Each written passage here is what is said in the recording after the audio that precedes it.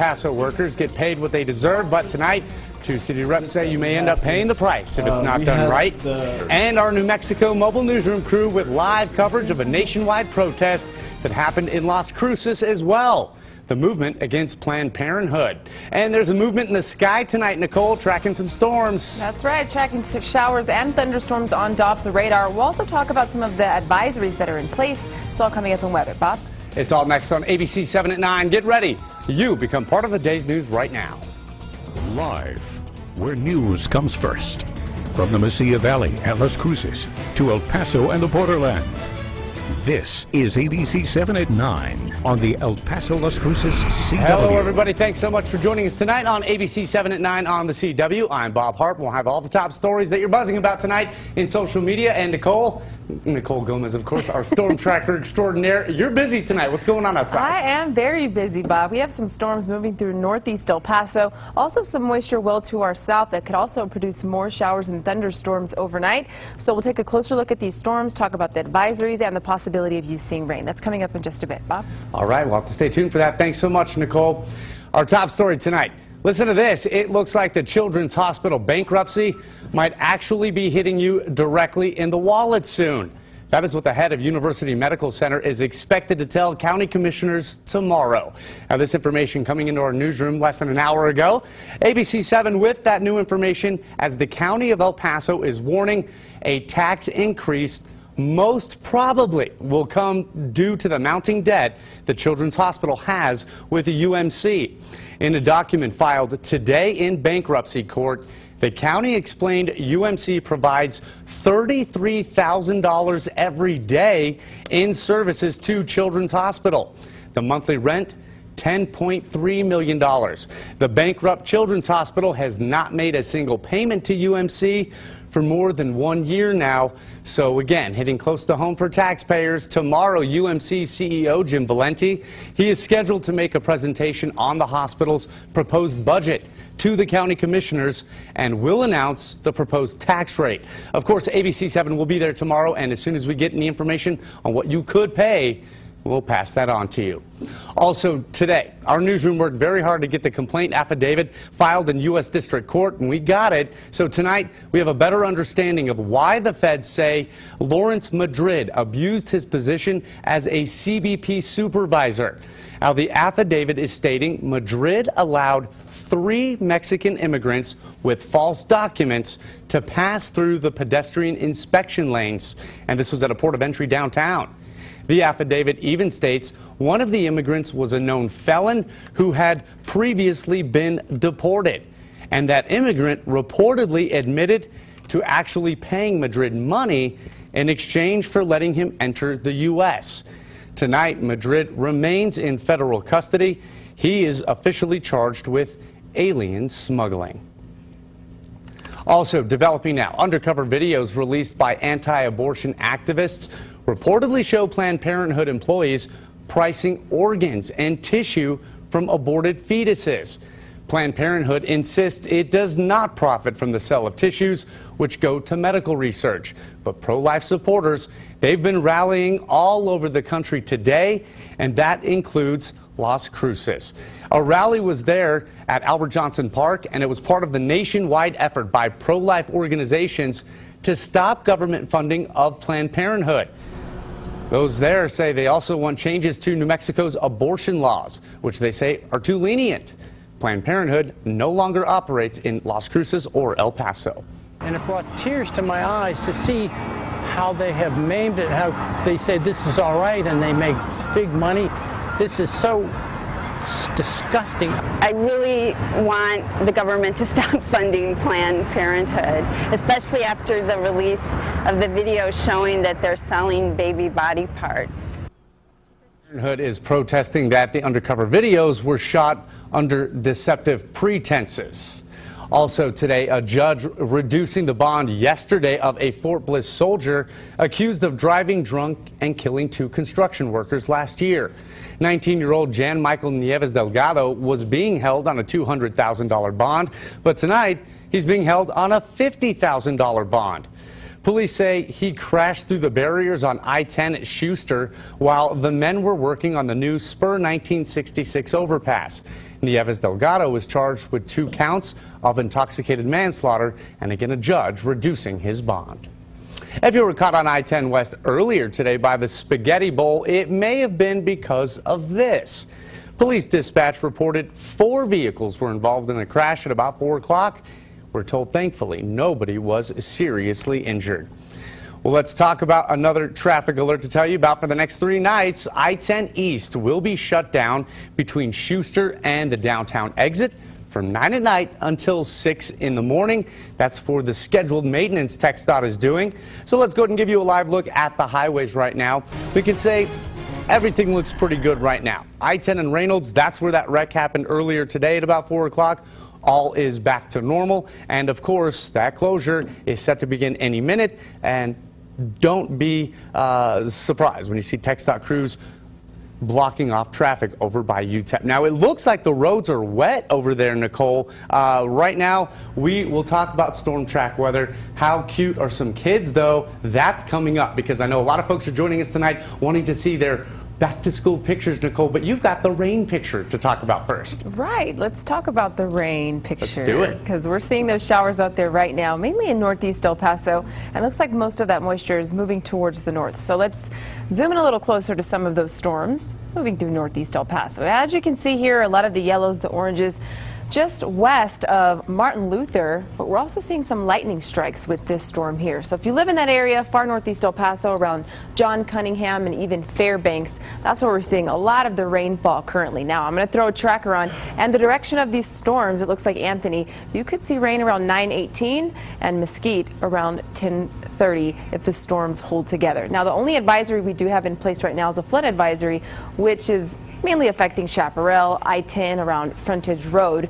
And as you just saw, it looks like this cell is tracking towards the north. Now, just south of El Paso, about 21 miles, we're keeping an eye on this cell as well. As you can see, it's moving towards the northwest. So if it continues in this direction, we could see more rain possibly for the west side of town. But behind that, more rain. So the possibility of seeing more rain throughout the evening and early morning hours is likely. But we'll throw a tracker on that coming up in just a few bits. Talk about our latest future track model and if you could see rain tonight and tomorrow. That's coming up in just a few minutes. Bob? Well, it is the wet time of the year, right? Okay, Nicole, speaking of storms, one of our weather watchers shared some video, and this was apparently shot out by Ruidoso, and people at home, Nicole, they simply cannot stop talking about it on social media, and this was something that you've been working on all day. It's possibly a twister in the video. What's this all about?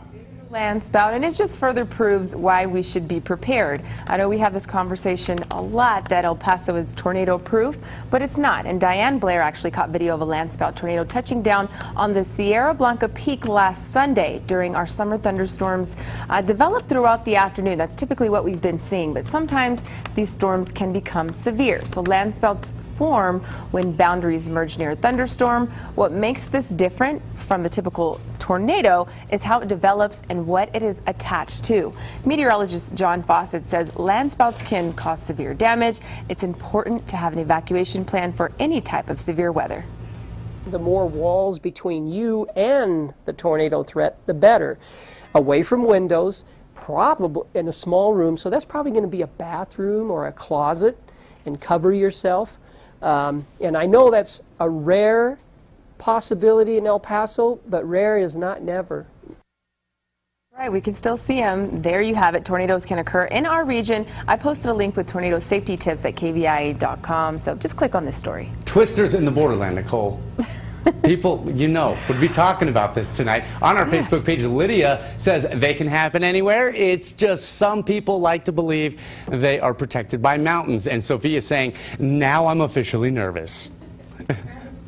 I've been living a lie. And Roy to Rachel tonight, time to grab your dogs. We don't want them floating away. Hey, well, speaking of grabbing your dogs and getting your pups, join us this Saturday for the annual Save a Life Humane Society Telethon. It starts at 4 o'clock right here on ABC-7. Over on ABC-7, all of the money donated stays in El Paso and helps the needy cats and dogs here. They get a new leash on life. You can donate right now, though, if you're not going to be around on Saturday. Just go to KVIA.com and you can donate there. All right, you see this video here, Nicole? I knew that you would love this one, okay? It's a boxer puppy. It seems like it's the first time it's ever had something so sour in its mouth. Do you know what he's reacting to? I'd say a lemon or a lime. That's exactly right. Hey, you cheated. I'm just kidding. Yes, is this not the cutest video? Oh my gosh.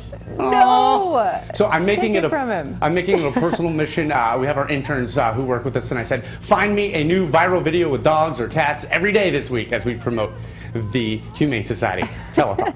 And so this was a good one. Sergio, our intern, thank you for picking that out for us tonight. Hey, we also have another story tonight, Nicole, that has Aliberto asking, what do you get? A free Chihuahua? Aliberto, that's a good one, but we just told you how you can get a cat or a dog. That's by watching the telethon. But what he's really talking about is whoever might be the El Paso Chihuahuas' 1 millionth fan this weekend.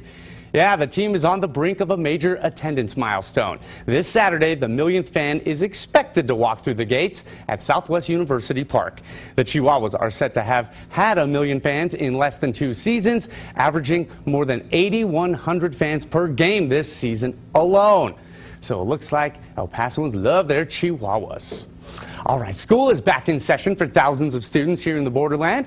And this morning, students in the Socorro district, they started the new semester. Some of you even got to walk into some brand new digs. We're talking the brand new school, Purple Heart Elementary, opened up for the first time. I think it's a beautiful school.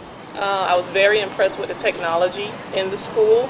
It's a very state-of-the-art school. I like the computer labs. I like the open collaborative learning areas. It's a very nice school. I was very impressed.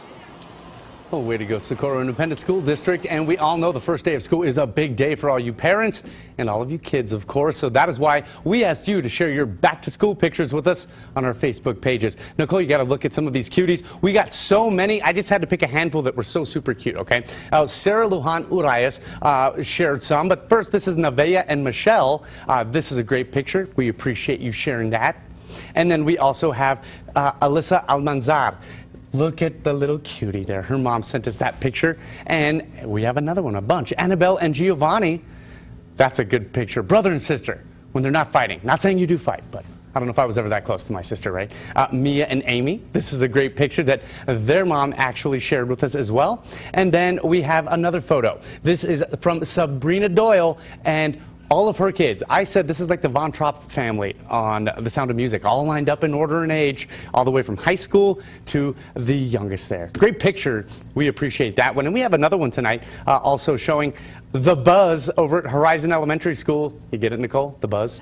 Oh, come on. That's oh, pre-kinder cute. Charles Muniz, excuse me, over at Horizon Elementary. Their mascot is the Hornet, which is what you're seeing there. Hey, thanks so much for the pictures, and we'll show some more throughout this newscast. So if you shared a picture with us, don't go anywhere. We'll see if we see you on the CW.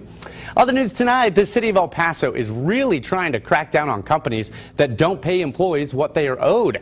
But some businesses say the city is going about it the wrong way. The city already rejects awarding contracts to companies with a wage theft judgment, but advocates want the city's ordinance to have more teeth. Dozens of people spoke at today's council meeting, a large majority of them supporting tougher penalties for wage theft. Today, council considered also denying permits and licenses to those companies who have been found guilty of wage theft.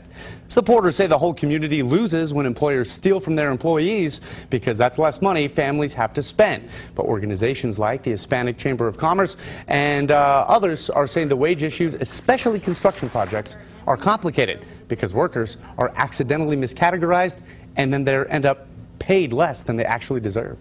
These policies will make El Paso seem unfriendly towards business and deter businesses from investing in our community. And we're going to send a message to everyone that, yes, come and invest in El Paso, come work in El Paso, come build in El Paso, but don't steal from El Pasoans. Oh, the city council decided to delete the issue for today, but they did order city employees to better reach out to businesses. And when we hear this issue again, we'll certainly keep you updated. Hey, guess what? Deflategate, it's back in the news tonight. And Tom Brady's ego probably deflated as well. What the NFL ruled today on his suspension and what you at home are saying about it. And what story has Eddie saying, ladies and gentlemen, another season when the haters talk more about the Cowboys than their own fans. Here's a hint. It's all about Des Bryant's new big contract. Almost paid as much as you are, Nicole. Wish. 70 million, right? That's just under yours. Oh yeah, just Yeah, barely. just But barely. I am tracking showers and thunderstorms on Doppler radar. Will you see rain tonight? I'll have that answer coming up in just a bit. I see money signs when I look at you, right? This is ABC 7 at 9 on the CW. You don't just watch the news here. You are the news. We'll be right back.